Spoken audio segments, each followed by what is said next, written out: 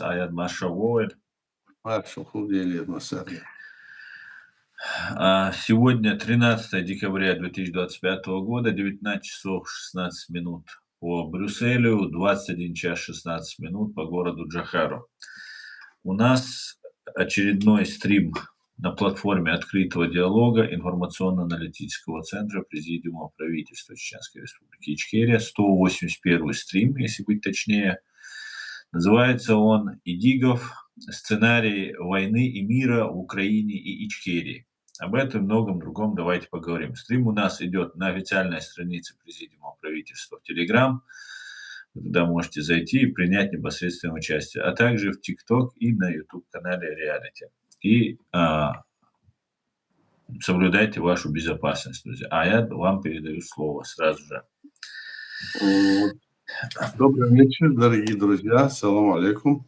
Мы решили ситуация, которая рассказывает сейчас Аслан, такой ситуации, что такое происходит в Украине, в Чеченской Республике. А теперь можно говорить, что происходит во всем мире. Потому что война, которая развязана против Украины, это есть экспансия, развязанная против Чеченской Республики Ичкерия, еще начиная с 91 года, запланировано тогдашними руководителями РСФСР, которые развалили Советский Союз. Развалили они его, конечно, не по закону, не по тем законам, которые были тогда в Советском Союзе, и не по тем законам, которые предполагалось в международном праве. Дело в том, что сам развал Советского Союза эти организаторы взяли под свой контроль. То есть они взяли его под контроль для того, чтобы управлять этим развалом и сразу начать воссоздание новой империи. Таким образом, они втянули в состав новой своей этой Российской империи, которую они создали после того, как, к примеру, хочу сказать про Чеченскую Республику, которую мы ее завершили создание 12 марта 1992 года, принятие своей конституции. А Российская Федерация, как ее сегодня называют, ее не было еще тогда, и это была тогда РСФСР, одна из республик, которая вышла из Советского Союза. Вот этот РСФСР и начал собирать вот эти все эти республики, которые так же, как и она, это РСФСР, вышла, другие республики, которые были в составе бывшем Советском Союзе, они начали ее собирать.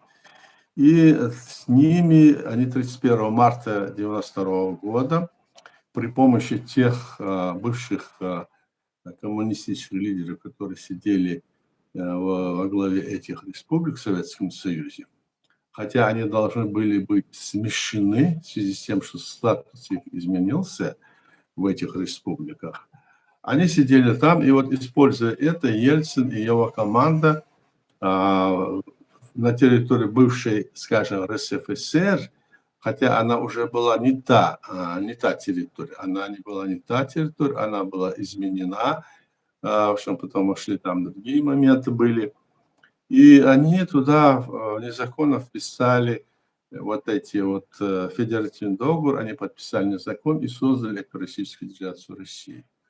Вот тактика, которая началась уже тогда, с первого дня развала, даже до развала, они планировали разойтись, затем сойтись. Но вот то, что я сейчас сказал, они сотворили прямо в ходе развала Советского Союза, еще не дав создаться этим республикам, которые хотели бы быть независимым государством. Я имею в виду, которые были раньше автономными, потом стали союзами, а потом стали государствами. Им оставалось только наполнить атрибутику своего государства, находясь в международном правовом поле. Здесь речь идет, потому что русская пропаганда постоянно противодействует, они говорят, уже дошли до того, что рассказывают, что это была вот РСФСР, это была Россия, она правопреемница мол, СССР. Ну тогда, если она правопреемница, зачем было ее развалить на несколько частей, собственно говоря? Почему тогда право народа на самоопределение, которое есть в международном праве, тогда не соблюдалось? И вот то, что тогда они совершили, команда Ельцина, а это нынешняя Путина, они совершили тогда уже преступление против этих народов, которые должны были создать свои государства. Чеченская республика тогда, я как вот подчеркиваю это всегда, удалось это сделать еще в составе СССР. Мы совершили ряд значит, шагов, которые показали, что они и показывают сегодня, что они были строго в рамках международного права.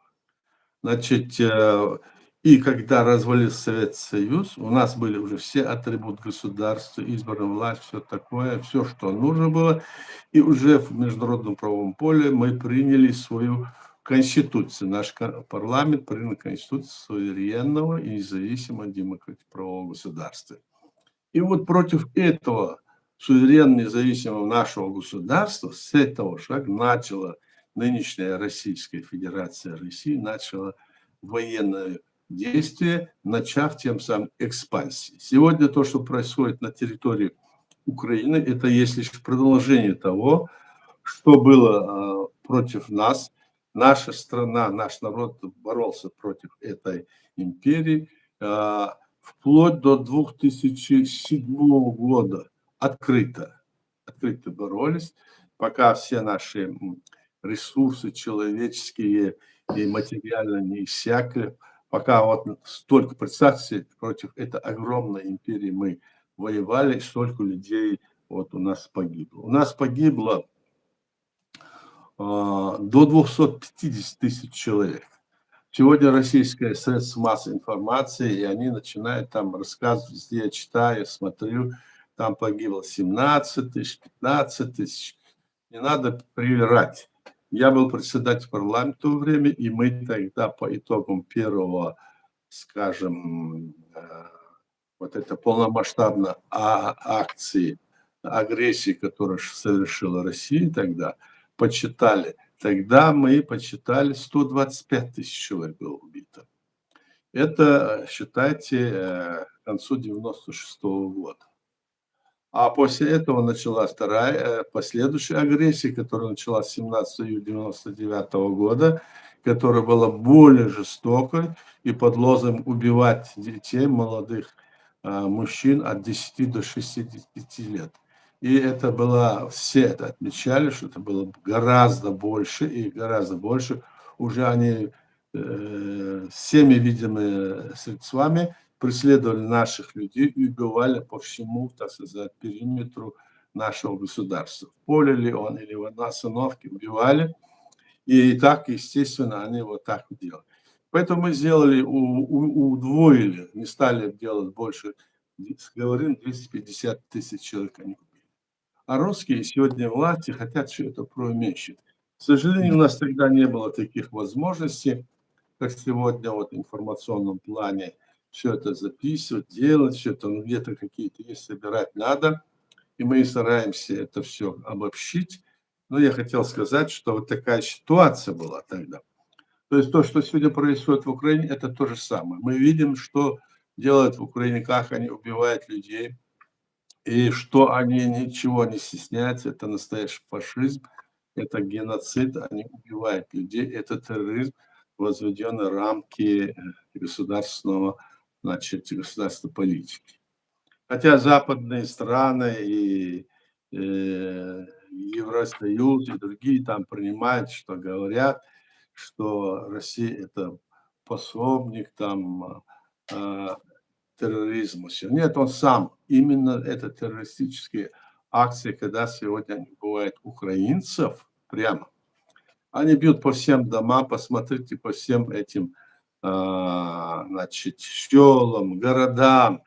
Сколько вот они превратили в руины, превратили те города, и где они там вот стреляют, убивают людей.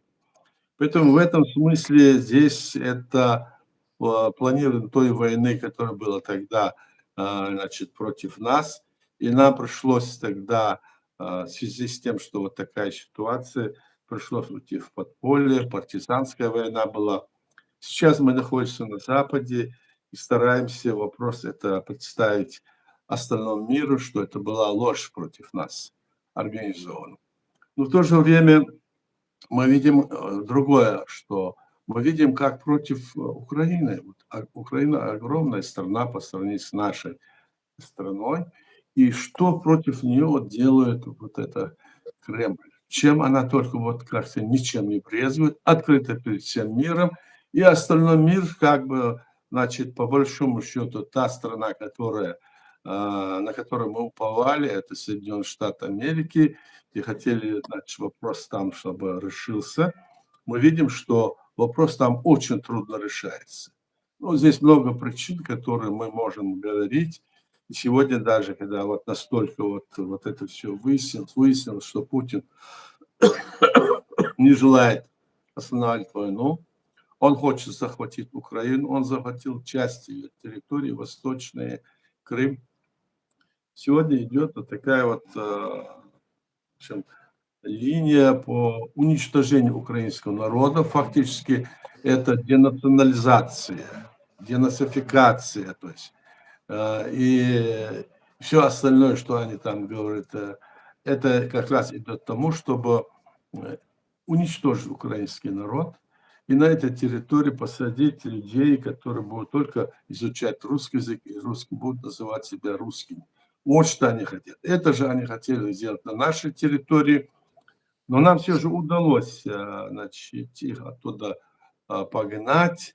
И им после того их провокации им удалось насадить там марионеток своих. И там говорят на чеченском языке. И мы надеемся, что в будущем эта страна наша будет освобождена. А для ее освобождения нам необходимо, чтобы остальной мир сегодня строго держался в рамках международного права и помогал тем странам, которые действуют этому принципу. Я уже сказал, что мы приняли свою конституцию, приняли свои решения, и эти решения были строго в рамках международного права, и мы не получали никакой помощи. И сегодня наше легитимное правительство в изгнании, президиум правительства Чеченской Республики находится в зарубежье, не имеет никакой поддержки от остального мира, к сожалению. Сегодня они считают, что мы были террористами, бандитами. И вместо нас они где-то выставляют и за руку водят ту агентуру, которая работает на Крым. Я имею в виду вот эти вот так называемые правительства Лондона, другие разные люди, которые, они вот эти за руку водят и все никак не хотят прийти к той мысли, что если решать эту проблему, то надо ее в целом решать, а не отдельными кусочками. Как говорится, тело, если хочешь вылечить, то если палец болит, то это еще болит, еще это не лечить. Поэтому в этом смысле сейчас то, что происходит, и борьба украинского народа нас восхищает. Восхищает тем, что украинцы так упорно и так смело бьются против этой империи, понимая, что хотят их превратить снова в рабское племя, и чтобы они сидели под пятой у Кремля, нынешнего Путина. Вот что происходит. И удивляет то, что современное международное право вот настолько вот прописанное, может быть, со всеми негативными там моментами, которые сегодня мы все критикуем по-разному, но все равно, в принципе, основа, на которой оно содержится, это всеобщая декларация прав человека, свобода личности, и это должно соблюдаться. Это не соблюдается в решении этих вопросов, предоставлении разного рода, значит, планов, и тех планов, которые мы видим, идут на уступки сегодня этому Кремлю и говорят, ну что делать, как, и что и почему. Возможно, это тактика в какой-то степени и справедлива, то есть не в стратегии, а в тактике. В тактике. Эта тактика, но в любом случае она должна быть решена таким образом, чтобы это право человека на свободу личности и право народа на самоопределение в рамках современного международного права было реализовано в современном, скажем, международном праве, в современном мире. Вот о чем идет. Ну, что говорить о том, что Сегодня мы знаем, что происходит в Америке, какие там идут споры, как президент Трамп пытается решить эти проблемы. И в то же время мы тоже не понимаем до конца, как и лидеры, скажем, западного мира, Европейского Союза и других стран, которые говорят о необходимости решать этот вопрос более, значит, конкретно.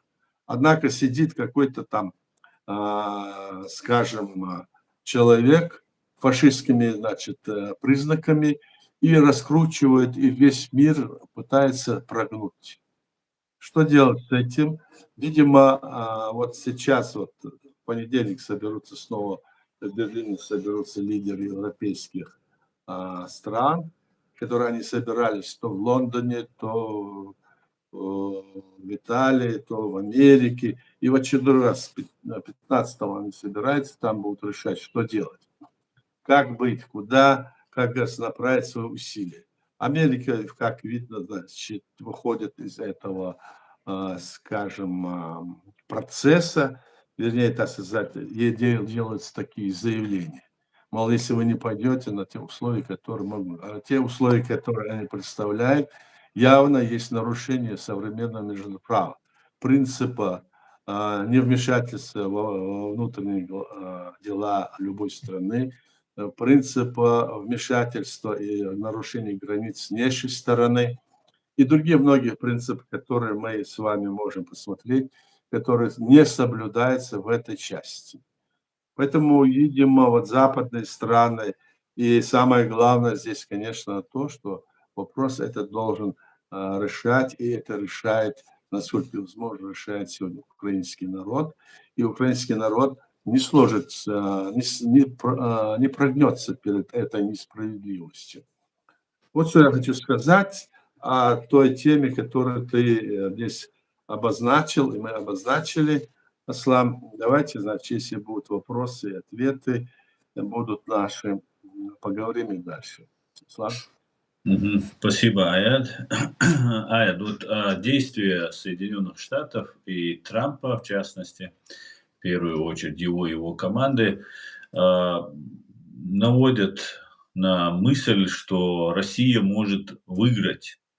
И россияне воодушевляются сразу же, и вот, какие-то балласты скидывая, Россия тем самым, одновременно с этим она добивается результатов того, что Путин везде все с ним встречаются, он рукопожатен, то он где-то в Центральной Азии встречается, то к нему приезжают. И вот в этом смысле не может ли это послужить таким моральным ударом и мотивационным ударом для военнослужащих ЗСУ, да и всех нас? Это же дело такое, не только интересов Соединенных Штатов, а дело принципов. Но мы видим с тобой, и остальные видят, что украинский народ, украинская армия, она бьется. Она создает свое вооружение, она создает свои ракеты, они делают другие виды, скажем, вооружения противодействия. Они, значит, вот недавно, вот на днях, там и корабль подбили в Новороссийске, там, и они подбили и корабль в Черном море турецкий, там повредили. Они стреляют по всей России еще больше и больше. Все эти энергоресурсы, которые помогают воевать, они создатели там завода, НПЗ, там все уничтожают. То есть Украина борется, несмотря ни на что.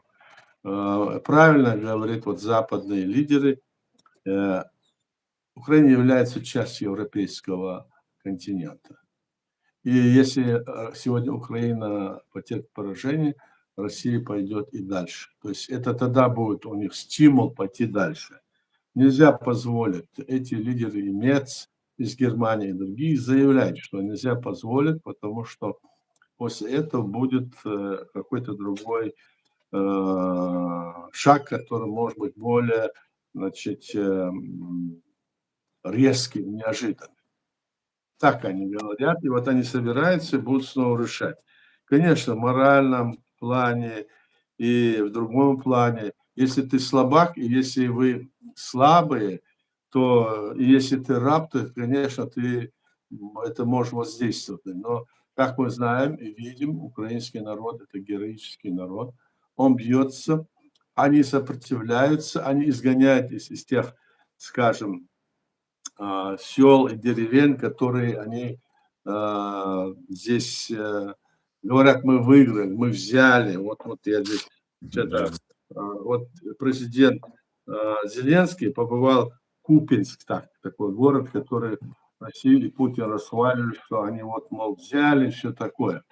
А президент Зеленский приехал и прям на вывеске где-то есть, там сделал короткий интервью, сказал, вот этот Купинск, вот наши войска, вот мы здесь. Этот Путин обманывает вас, и Трампа, и весь остальной мир. Вот такая информационная война идет. И в этой части еще идет информационная война, которую они вовсю раскручивают по всей России своего народа. Они одурманивают и свой народ, значит, кормят там какими-нибудь такими удачами, которые, мол, будут, что нас хотят развалить. Я не думаю, что, не то, что не думаю, я уверен в том, что украинский народ будет бороться, и российская армия будет изгнана, и должно быть сделано так, чтобы это не стало прецедентом в будущем, как случилось после Второй мировой войны. Вот после Второй мировой войны, как все это случилось, после этого было вот на этом вопросе замкнули и сказали, вот созданы вот эти территории, вот эти государства, и границы не нарушаются. Теперь получается прецедент будет, если позволит Украину вот так вот нарушить, то значит можно и другие. Поэтому само решение устава ООН, международного права, которое принято в 1948 году, оно как бы становится лакмусовой бумажкой, которая никуда не годится, и можно дальше, в общем, брать другие территории с внешней стороны. То есть передел мира, чтобы был. Поэтому мы видим, что против этого сегодня Украина и его лидер, этот Зеленский президент, они бьются. Мы видим, что они пытаются решить те и другие вопросы, но в то же время против такой вот армады, такой огромной страны, которая подпитывается еще другими такими диктаторскими странами, как Китай, Корея, можно сказать, да, Индия и разные, скажем, диктаторские режимы исламского мира, во главе которых сидят не религиозные деятели, а союзники этих диктаторов, потому что они сами диктаторы. Видим, что борьба вот такая вот разыгрывается сейчас, и в этом плане они хотят одержать победу. Смогут ли они это сделать? Не должны, потому что это решение было уже после Второй мировой войны принято, и теперь возврат к диктаторскому режиму, когда там будут сидеть, когда там будут сидеть люди, которые веками будут управлять, и народ будет ничто, рабство, это, конечно, не тот ход. Мне вот так это представляется, и так это будет. Аят, вот сейчас, когда ситуация так обострилась, и вроде бы нужно помогать, но почему-то и в Соединенных Штатах Америки, и в Европе начинается борьба с мигрантами. Да, есть эта проблема, их здесь много, и совершают преступления, это тоже понятно. Но вот почему именно сейчас? С чем, как вы думаете, это связано? Нельзя просто закрыть границы, больше не пускать и потихонечку выдворять тех, кто, например, совершает преступление. Не начинать такую, я не знаю, оголтелую программу против этого. Аслан, я понял. Это миграция, это процесс естественный. Он идет миллионами или, скажем, десятками тысяч лет по всему миру. Мы знаем, что народы и люди перемещались по всей нашей планете. Это было, и сейчас это будут какие-то они заслоны, какие бы ни строили заслоны, все равно это будет и будет происходить. И это связано с тем, что вот делают какие-то непонятные заявления, и Трамп говорит, что Европа скоро не будет уже, она не станет и не будет больше Европой, что там заселили все африканцы или арабы, или другие там, сколько через 20 или 30 лет уже вы не контролируете ситуацию, и мы с Мгм. вами не будем иметь отношения. В то же время он хочет строить отношения с другими, скажем, государством, строить стену, значит, оградительную против, а, да, там на юге у себя Мексикой. Вот это политика, это нереальная платформа. Другое дело, что не позволять в этой стране или в другой, если приедет какой-то беженец, не позволять ему нарушать эти правила, которые находятся в этой стране. Если он приехал, он должен жить по этим правилам, не должен уезжать, это понятно. Но здесь она как бы возведена в ранг политической линии, и якобы там они спасают. Конечно, люди, которые проезжают на территорию, скажем, другой страны, и местные правила не соблюдают, ими недовольно местное население, и используя вот этот момент, вот это все происходит, насколько я вижу. А, И И это же самое, значит, происходит, конечно, и в России. В России-то тем более, в России это речь и не могла бы идти, но мы знаем, что там происходит, что они стравливают народы, стравливают русский народ с другими народами, считают их лишними, не кормите Кавказ или Кавказ не кормите Москву. Ну, это мы все знаем. Это политика, собственно говоря, античеловеческое, антигуманное, безнравственное. Вот что можно сказать об этом. Да-да. Спасибо. А я вот, вы по поводу вначале сказали по поводу гибели около 250 тысяч граждан всех национальностей нашей, страны, за 2 широкомасштабные, полномасштабные российские агрессии, военные агрессии. Да-да. 2 последние военные агрессии. И, знаете, я бы хотел, подтвердить, что вы говорите, словами вот депутата, так называемого депутата Федорова. Ему, когда задали вопрос в одном из своем интервью, он сказал, что ему сказали: вот смотрите, мы с чеченцами тоже воевали, говорит, задающий вопрос.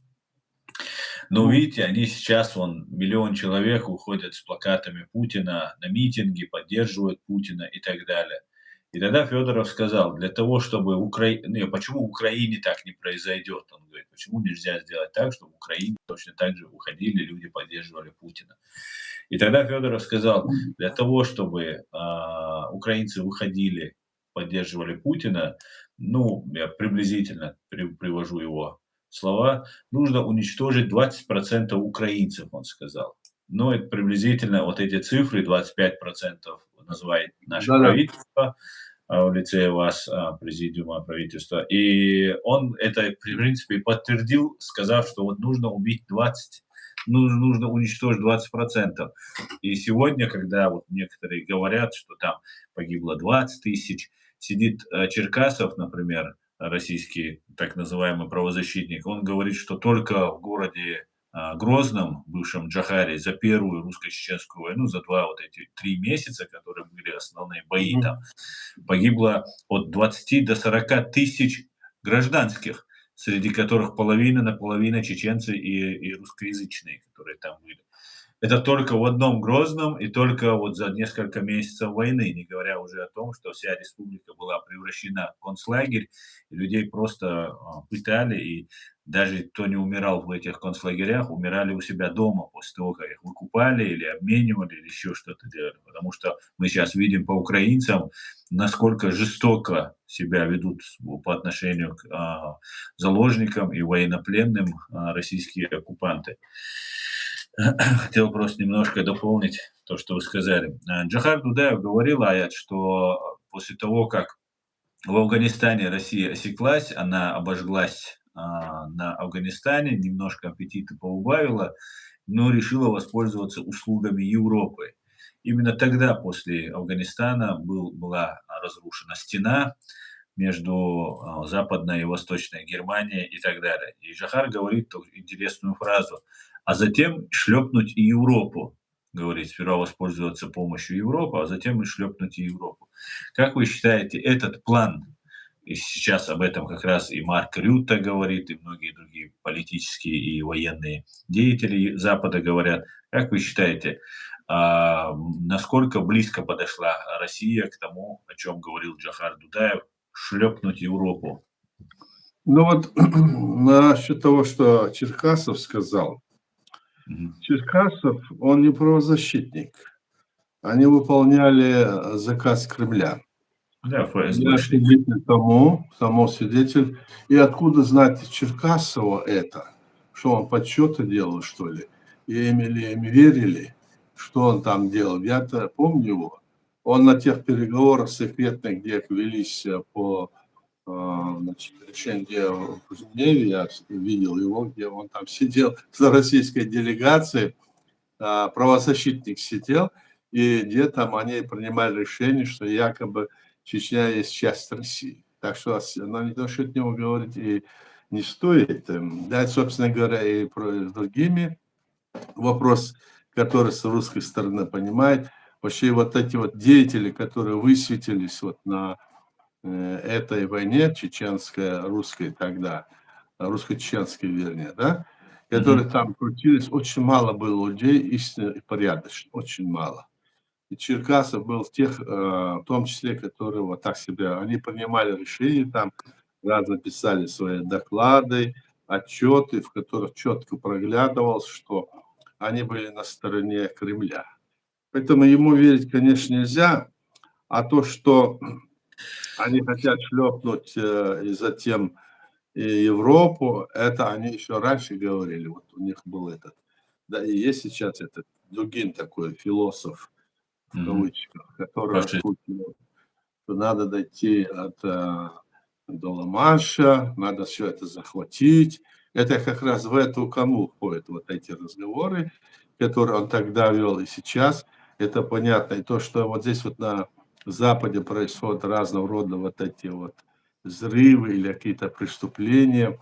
Как говорится, если что-то там произошло, там где-то произошло, то значит сразу относит, если он мусульман, то относится ко всем мусульманам. А если это сделал какой-то русский, так, то это относится к этому русскому только. Вот такая ситуация.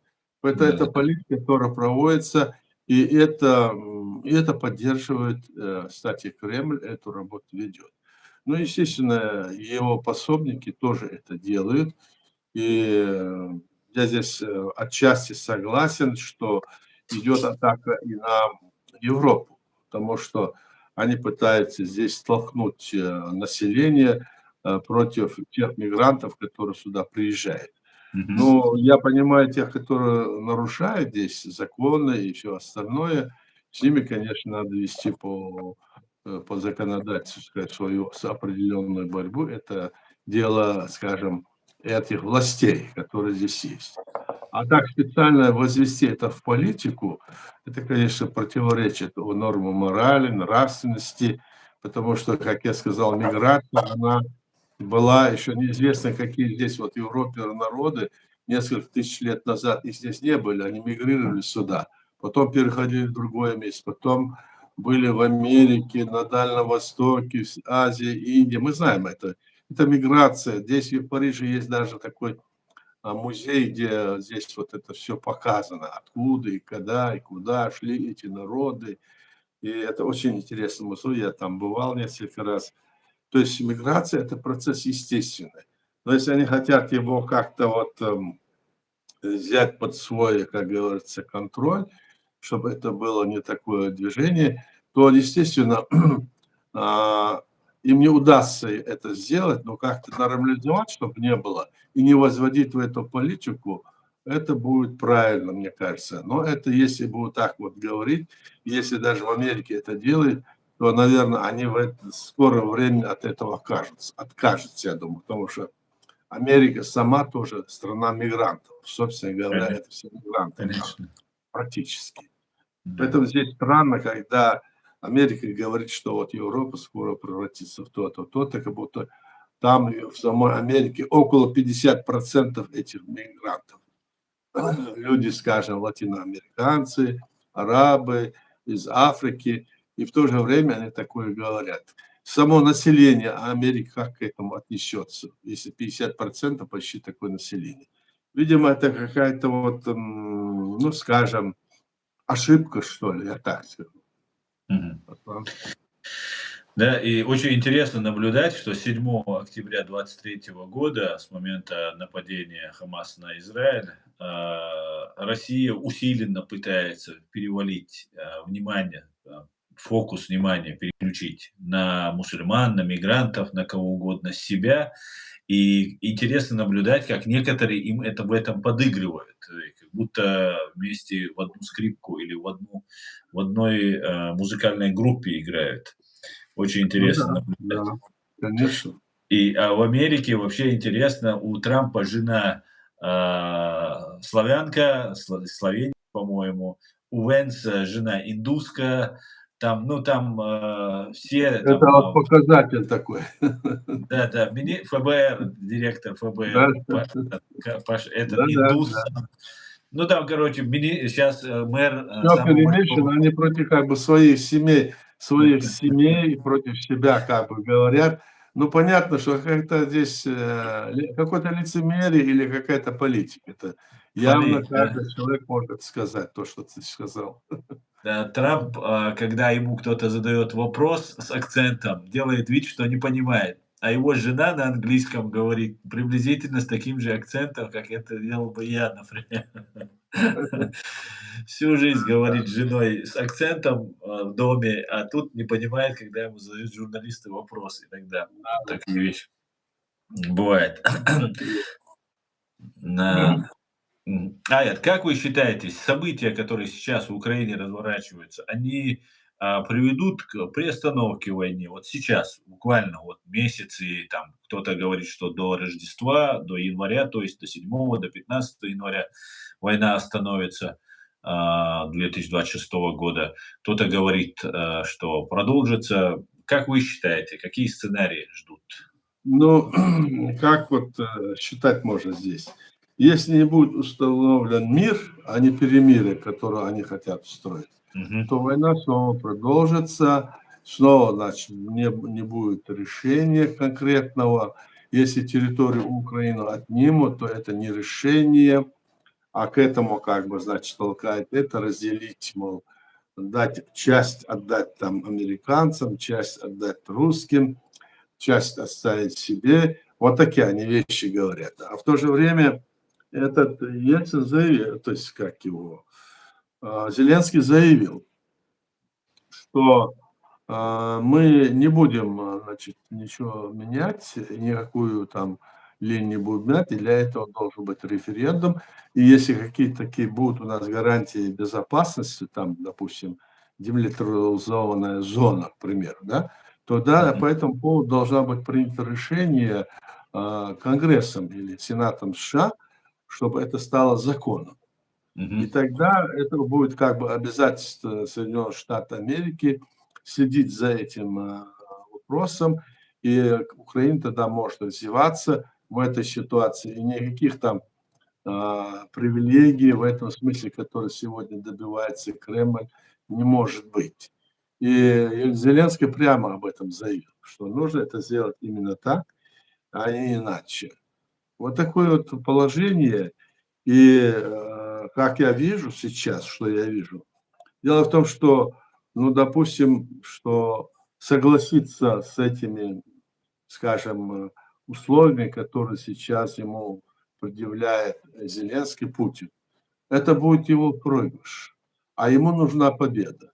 А чтобы сохранить себя, ему нужна война. То есть он войну не будет останавливать, он будет играть, как вот играл и с нами. Он 5 раз на нас они нападали, 5 агрессий делали против нашей Мгм. республики они. Каждый раз выводили, и вроде мы как бы успокаивались. Нет, через 2-3 года снова начинали. А в ходе вот этого перемирия, которое было у нас, они совершали массовые, значит, провокации, они делали, значит, накапливали себе свой этот ресурс, агентуру, и против нас вот так вот действовали. То же самое уже в большом масштабе, в большем масштабе они делают и против Украины. Ну, посмотрим, завтра или в понедельник они встретятся, эти страны, которые будут обсуждать вопрос, и Зеленский там будут, и как будто туда приедет и помощник, или Витков, всем известный, так? И они будут там этот вопрос обсуждать. Как это они будут решать, что будет. Но дело в том, что они действительно хотят представить дело таким образом, что Украина должна что-то уступить. А это, то, что они говорят, что она должна уступить, это противоречит основам современного международного права, всем принципам. Это противоречит даже тем закону, который в 2017 году сам принял и подписал президент тогда Трамп. То есть это вопрос очень сложный. Поэтому, зная это, что не сможет, скажем, Трамп этот вопрос решить или продавить.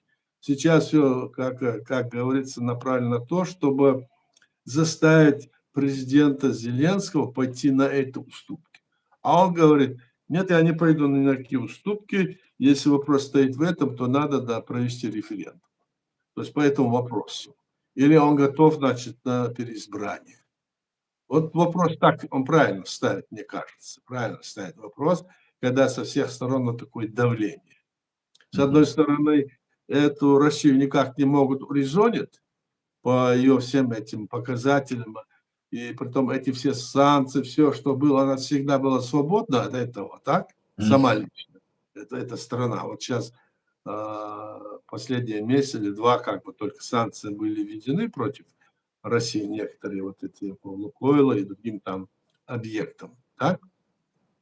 А так, в принципе, они нормально там проживали, жили, потихоньку там говорили, все нормально, мы сами теперь все делать будем. На самом-то деле эти вопросы так построены, сама система власти такая, там имперская, диктаторский режим, и один человек там все решает.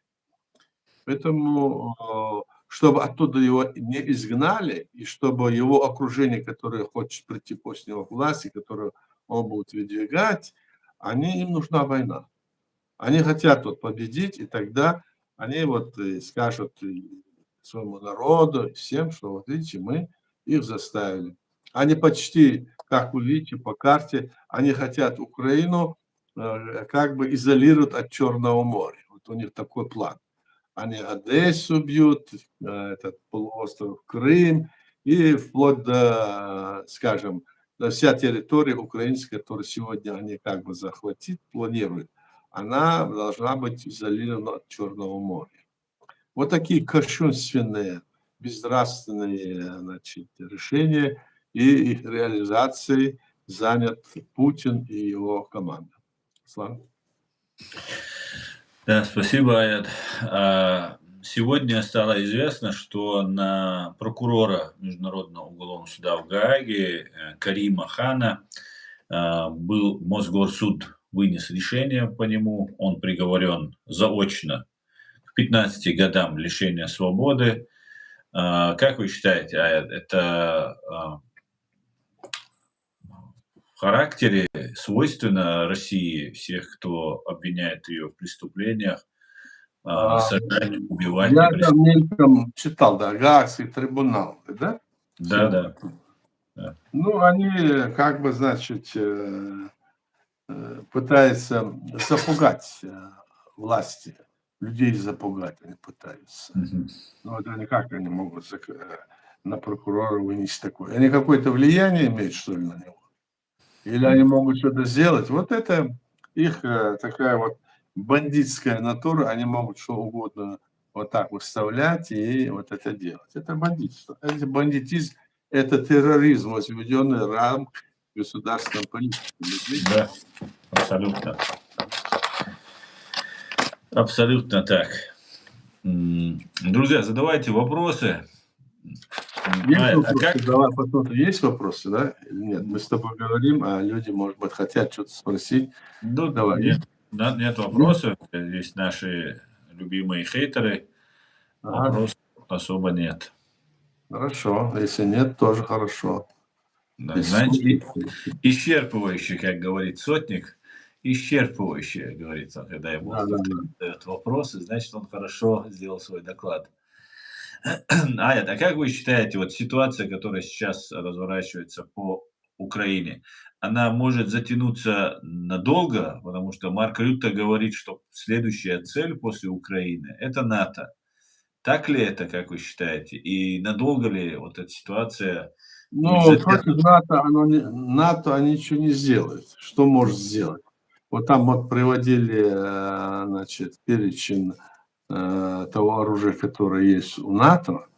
Это они где-то 1000 самолетов высшего, скажем, и остальное все. А если НАТО включится, конечно, в военном плане России там нечего, собственно говоря.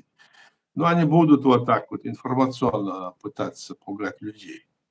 А на самом-то деле, что может Россия сделать? Она сама находится в такой ситуации, когда эта власть может там создаться ситуация изнутри.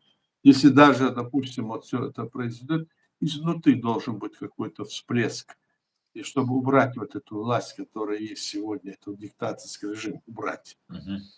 Ну, вот здесь эти вопросы, собственно говоря, мы о них часто говорим тоже, да?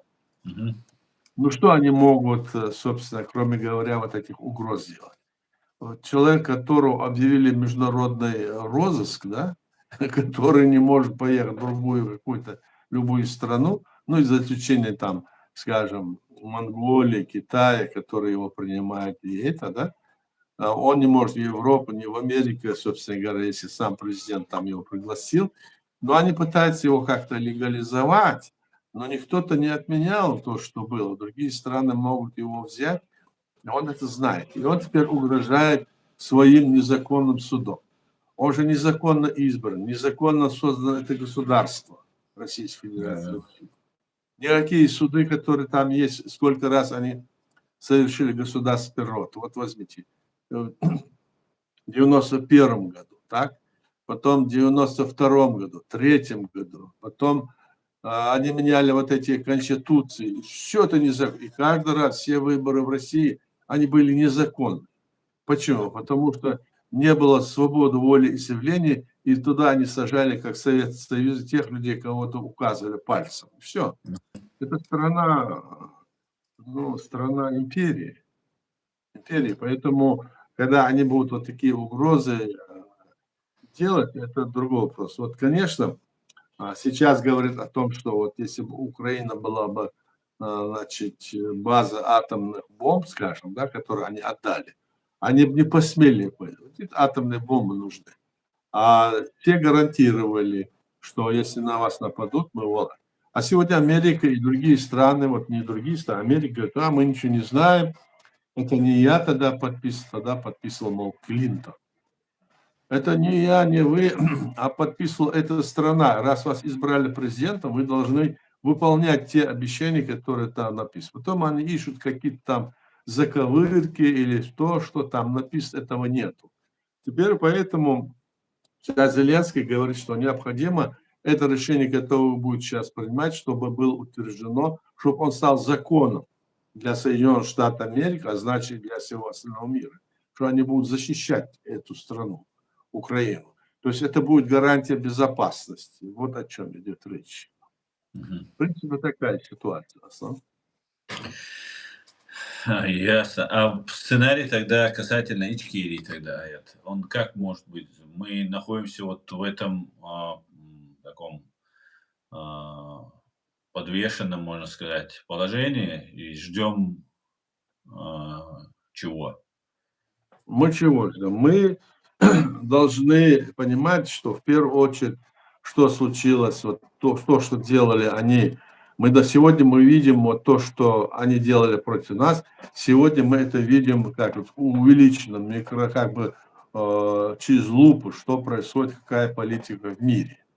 И вести разговоры о том, о сём, и разговоры, что нам нужно отойти от нашей основы Конституции, от того, что сделал наш народ, что мы это боролись не ради этой Конституции, не этого. Вот эти все разговоры надо бросить и понимать надо, что единственный ход для нас это, значит, решать нашу проблему, пытаться ее решить, и на основе той линии и той основы, которая была принята нашим народом в 90-м году, в 91-м году, и вот эти 5 агрессий, приняты нашей Конституцией, с этой линии мы должны уходить.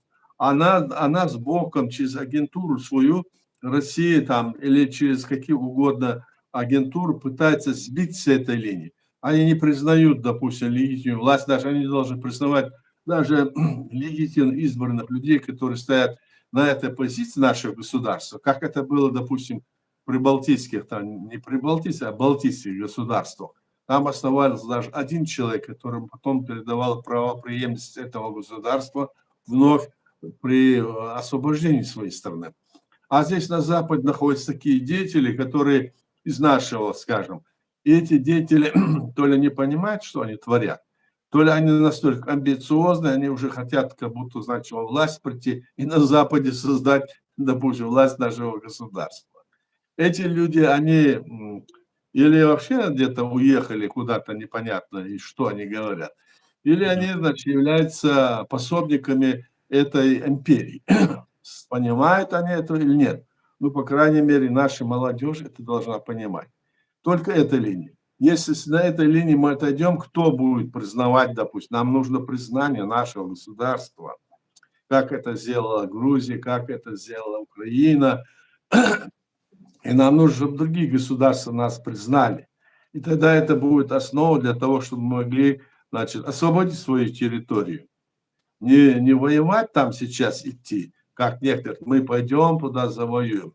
Нет, мы пойдем не завоюем сейчас ничего. Мы много воевали и видели, что мы уложили столько людей. Надо сейчас воевать в рамках современного международного права и законодательства нашего государства создано. Это миру вот это представить и сказать, что это все должно быть реализовано. А то, что мы должны научиться воевать, это важно, чтобы мы воевать умели в современных условиях, чтобы мы знали, что это такое, и готовиться к этому, защищать нашу страну, это нам нужно обязательно. А что мы пойдем туда, значит, сейчас, мол, не надо вот этого думать, конечно, было бы хорошо, если это возможно было, но нет сейчас такого момента в этих, скажем, в этой ситуации, которая мировой вот сейчас создалась, нет возможности об этом даже не то, что говорить, а нет возможности даже об этом заикаться сейчас, в данный момент. И потому что туда нет ни подхода. Для первую очередь нам необходимо, чтобы Украина в этом плане, Украина и другие страны, которые были, и наша страна, были признаны как незаконно оккупированы, и что они должны быть освобождены. Вот насчет этого идет сейчас борьба и в самой Украине, мы же видим. Вот эта борьба. Вот туда должна быть направлена наши усилия в первую очередь. Вот что я хочу сказать, Ислам. Да, совершенно верно. Так, друзья, задавайте вопросы, если есть вопросы.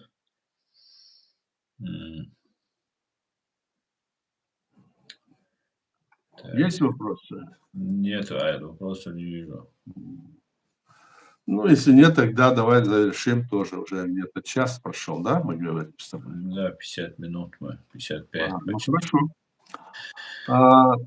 Ну, в целом, вот такая ситуация. И я еще хочу сказать, вот что я вот на днях, вчера, кажется, выставил мой диалог с интеллектом, ты, наверное, смотрел, может быть, так? Да, смотрел.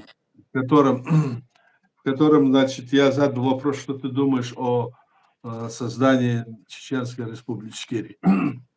И я его выставил, и свои ответы, свои вопросы этому интеллекту выставил.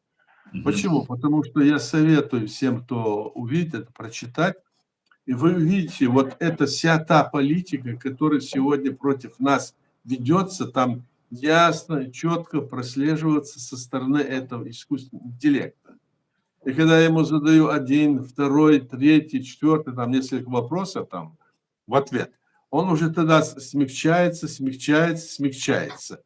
Ну, я не стал дальше там продолжать, хотя и есть.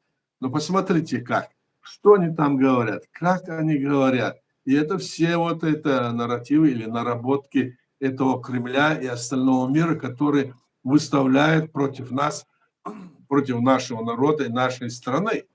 И нам необходимо вот это все понимать. Вот для этого я выставил ее. Ну, почитайте, если можно. Да, было очень интересно, и вы правы. Он повторяет пропаганду, которая Да-да-да. забит весь интернет. Да-да.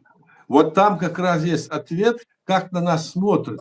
И поэтому я там, поняв это, я решил им задать тот вопрос, тот вопрос, тот вопрос. В конечном итоге он уже смягчился в самом конце, потом начал говорить, когда я ему сказал, что вот смотрите, вы что-то ведете здесь про российскую пропаганду, как бы получается. Почему вы это одностороннее? Нет, я нейтрально и все такое, и снова продолжает, и снова продолжает. Но потом, когда ему еще один вопрос, еще один материал, значит, выставляю, он уже стал несколько иначе говорить. То есть наша борьба должна идти везде, и там, и здесь. Но это я выставил для того, чтобы люди увидели. Вот что говорят про нас в этом остальном мире. Вот что, скажем, выставил Кремль и постоянно пропагандирует. И там притом ложные вот эти сведения, то, что не было, то, что, значит, просто где-то они закинули и пропагандируют против нас. Вот что это такое. И там еще речь идет о том, что они говорят, что все республики, мол, тогда были приняты законы, что они в составе РСФСР. А там такого не было в этих законах. Значит, я говорю, это уже нету. И он тогда потом говорит, да, это все такое управа, или где-то да, я согласен, нет. То есть это я посчитал, что важно знать всем нашим людям и нашим друзьям, но это важно и другим людям, которые будут иметь дело, скажем, ну, с этой империей. Собственно говоря, это интересный материал. Это тоже. Да, совершенно верно. Было интересно почитать, кстати, на вашем сайте. У вас были проблемы с сайтом. Я смотрю, его восстановили, да? Да, только восстановили сейчас, вот день-два. А как объяснили, что Ничего не случилось? объяснили, пришлось этот домен, как его называют, перенести в другую страну. В общем, там договариваться, вот так вот. Окей. Хорошо. Спасибо, Аят. Давай. Сейчас. Спасибо всем, кто нас слушал, видел. Давайте вперед. Да, спасибо всем. Всего самого хорошего. Аят Дерес. Адик, До свидания.